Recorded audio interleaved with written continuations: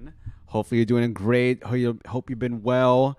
This is Mitchell Jumlau again, and welcome to the weekly download. Thank you so much for tuning in. I have been gone for the past week because I have been on a video shoot in Philadelphia, actually Westchester, PA or Pennsylvania, and it was for a company that does surgical motors and motors around the world, and it was really fun. And during that whole project, I was putting together a remote team or a team that was based in Westchester and around Westchester to actually help me produce this video in which I was directing. And everything I've learned from over the years about building teams, especially video teams, it all really breaks down to making sure you get along with the people on set. And I wanted to teach you today how to develop a team and how to build a team to help you produce videos at a great in a great rate, but also with people that you enjoy yourself working with. Because a lot of people out there, when you work with them on set, there could be a lot of drama and they can be very talented. But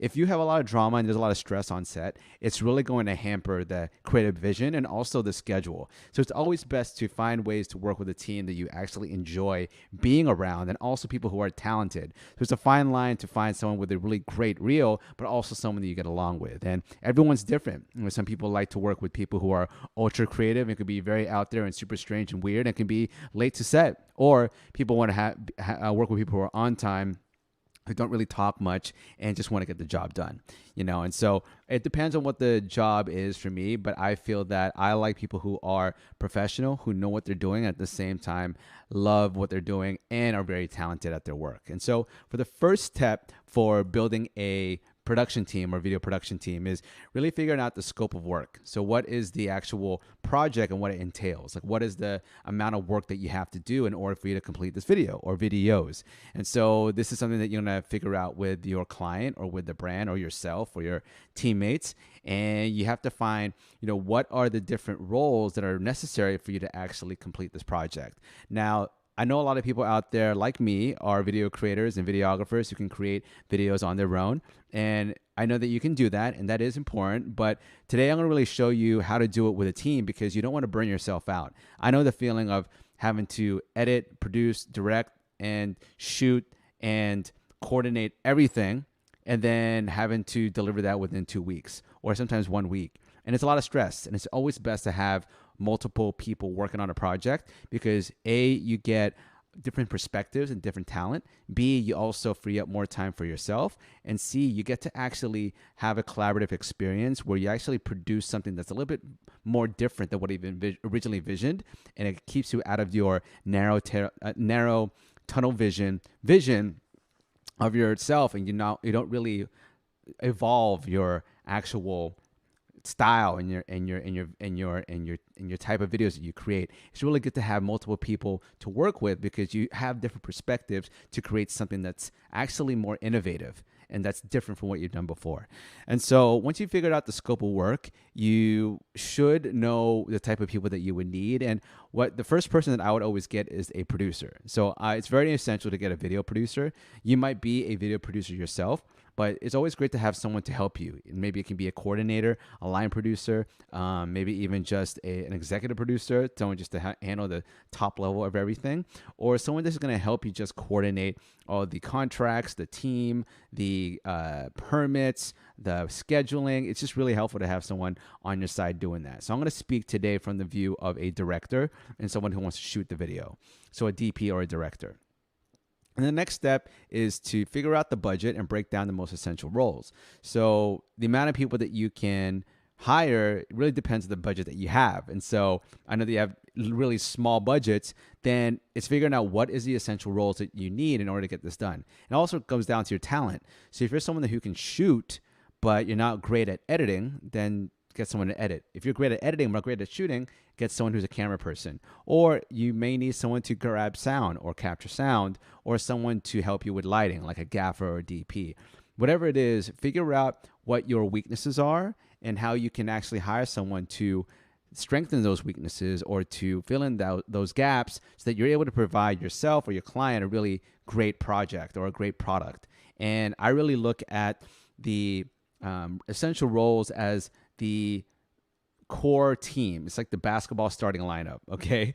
And I always like a producer, a director, a DP slash camera op, someone who can actually think of lighting setups as well as operate the camera as a 2-for-1, and then someone who captures sound, and then you have your PA. I think that right there is a really solid team, and of course, any other PAs on top or producers on top really help. But you need someone to operate the camera and who also can create the lighting. That could be a gaffer, it could be a camera op, it could be a DP, or you can get multiple people in a camera department. And then it's having the person who can capture the sound. I think that's really important. If you have no sound, then no worries. And then you have PAs that can really help out when it comes to just running errands, signing contracts, doing a lot of grunt work on set. And once you figure out those essential roles, then it's time for you to find those people. And you can actually ask your network. So ask people you've worked with in the past, whether it's friends who are also videographers, or even people who own production companies or management companies or agencies. Just ask them, hey, do you know of anyone who would be able to help me with my project as a DP, as a PA, as a director, whatever it is. Always ask your network first, because then you can get warm referrals. And then from there, maybe even post on Mandy. Mandy.com is a great place for me. I find a lot of people on Mandy. There's Production Hub. There's also, if you want, Craigslist. And there's also Facebook groups. All right. And it's really figuring out the day rate, of course, that's based on your budget, and their role. Really asking them what their roles are and what they're going to bring. So there's a lot of different things that people can bring to set. If you hire a gaffer, there's some people out there who have a whole grip truck, and it's pretty convenient. So if you can find a gaffer who also has a grip truck, and someone who can, a friend who's a grip, and then someone who can also work as AC, then you have a really great little team there. But if you have a low budget, I think it's great to get a gaff and then get a camera op, or if you want to just camera op yourself, you can camera op yourself. It's just that if there are some situations where it's great for you to actually just be there as a director, to direct the actors, direct the talent, and direct the camera work to make sure that everything gets captured the way you want to get captured. But that's just me. And so posting on Mandy and then asking your network, you also have to have the, I was going to say, like, what equipment can they bring? So if there was a makeup artist, you have to pay for their kit. What's their makeup kit rate? There's also sound people. What's their sound kit rate? Same thing with DPs. They might bring their cameras with their lenses. What's their DP and camera rates? I think that's the most convenient, people who can bring their own kit, because you don't have to worry about having to return certain items at the end of the day, and people know what they're working with when they're bringing their own kit. So it's an easier setup, and people are actually more familiar with their own kit or their own equipment. And after you're done, start looking at their portfolios and resumes and their experience. Look at their portfolios if they're a DP or an editor or a sound person. Also look at their resumes, see what works for you and your budget, and also what you feel is the right experience, background that you want on your set. And once you start looking at these different types of resumes, don't really think so much about the school they went to. Look more at their experience and have they been on set, how many times, and that's also dependent on their budget and their rate. If they have a lot of experience, then they could, ask for $1,000 or $1,500 a day. If they only have one project, then you can actually have a lower rate, but not anything below minimum wage. Okay, so after that's done, look at the portfolios, look at their resume, look at their experience.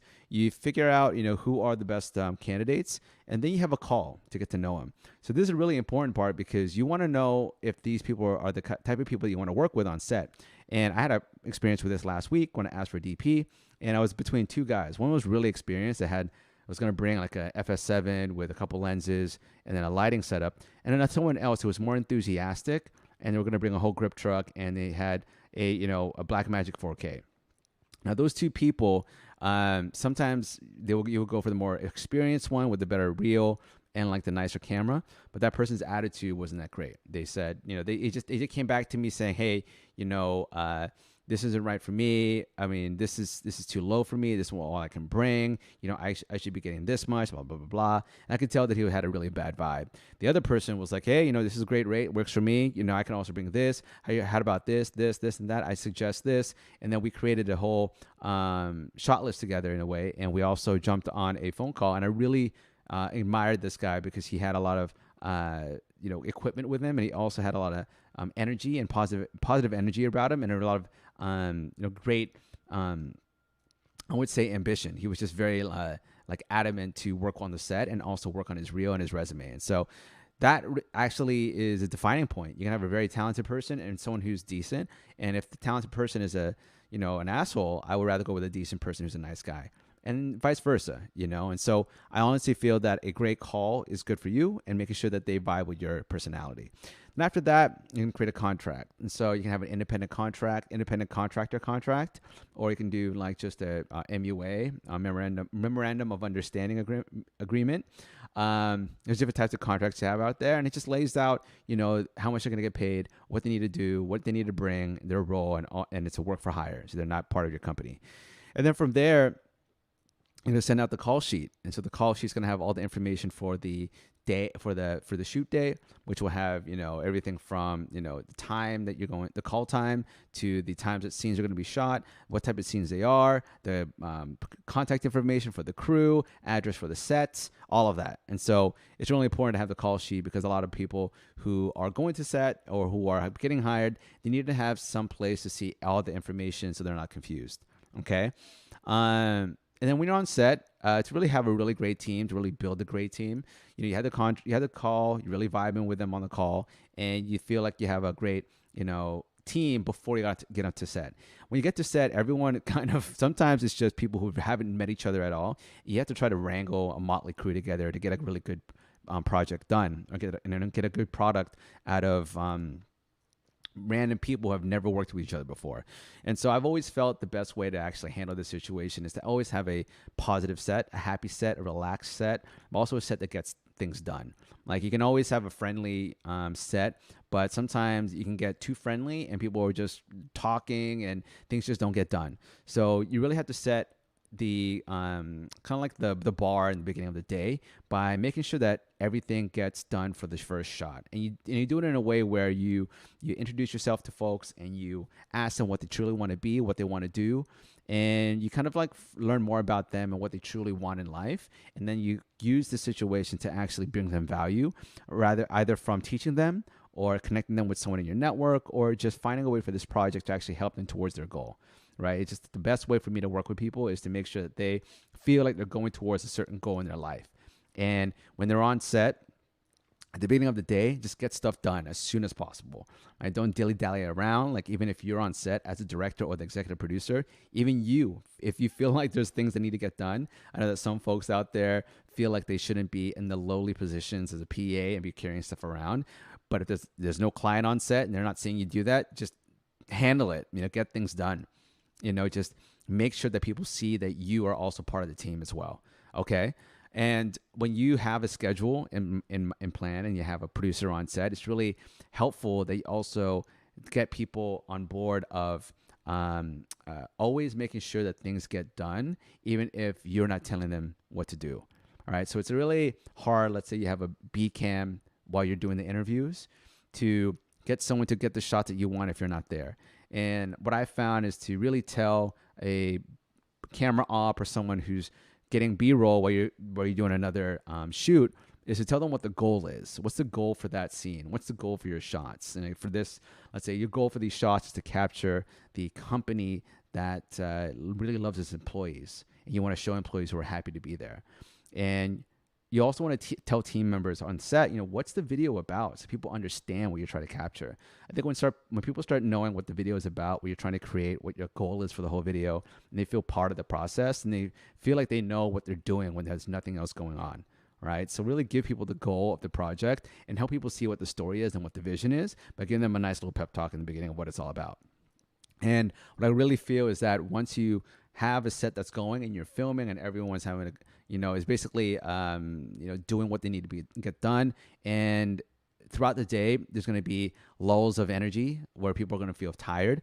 This is when you really have to come in and just help people understand, like why you need to get things done. And also, talk to them like normal people. Like, you can get sometimes you have sets where people argue with each other, and then there'll be this weird negative energy. Like, clear up the the air with some jokes And if anything, like, find yourself to be the martyr, be the one that gets, blamed for some weird like problem, whatever. Like find ways to get a light, very, very like light, like set by becoming the person that gets everyone together. It really is all about like throwing your ego out the door and being that person that's really just a connector and making sure that everyone feels seen, heard, and also acknowledged. So it's all about just making sure that people feel appreciated, and that if they feel like they're like, let's say, they're low energy at the end of the day, they just want to get out of there, just, talk to them and just see how they're doing and just see what they want to do for the rest of for their career, or like what else are they interested in, and just make it fun for them, and then try to bring people together as well. I know it's easier said than done, but I feel that for me, one of my specialties is to really make a very fun set. And I do that because I just know how to talk to people, I know how to connect people, and I know how to make people feel seen and heard and appreciated, and at the same time get the job done. All right. So once the whole set is done, or the whole shoot is done, say thank you. Of course, please thank everyone. Make sure that everyone gets their equipment out. Make sure that your equipment doesn't get taken, because I just lost my tripod bag. And also label your stuff and make sure that everyone who is on set, they feel appreciated. Trade contact information, try to network and bring value. I think it's all about bringing value to people. You might not see them again, but find a way to follow them online, or send them a book that you've been reading that would be helpful. Connect them with someone that they needed. They connect them with someone, or give them advice, or show them that piece of new equipment that you just bought that they were looking for. Find ways to give value, and find ways so that when someone leaves the set, at least they got something out of it other than money. All right, they got experience, they got money, and some valuable information, or something that they would take away from it and remember you in the set as something that was more than just a project. Okay. After that, you want to, of course, ask for their W-9, their invoice, so they can send that out to you. And from that point, it's really just staying in touch. For me, it's all about creating that network of people that you can reach out to when you need a video, and also when you go into different locations. You never know when you just need someone. And for me in Pennsylvania, whenever I need a video team, I've got one. But at the same time, if I want to just reach out to anyone in that area, at least I have friends. Right. So that to me are the steps to create a really nice, great functioning video team that also, you want to work with. And I feel it really comes down to your personality and how you like to work, and also making sure that people feel appreciated on set and that they know what they're doing. You got to really make sure that people know what they're doing and what's expected from them. So hopefully that was valuable. Hopefully that helped a lot. I am doing a lot of these, video shoots where I'm directing or producing, and sometimes I'm not even going to be on set. Sometimes I'm having someone else who's handling the whole video, and the only way that you can really make sure that they actually complete the video the way that you want and the client wants is to give them the goal, trust their talent, and make sure that they feel appreciated, and also know that they have the certain deadlines. Make them know that there's deadlines there, and also make sure that they know that there's reference videos and mood boards that they can look at if they ever get lost. So if you have any questions, please email me at mitchell@videocontentschool.com or leave a comment below. Thanks so much for watching, and I'll see you next week.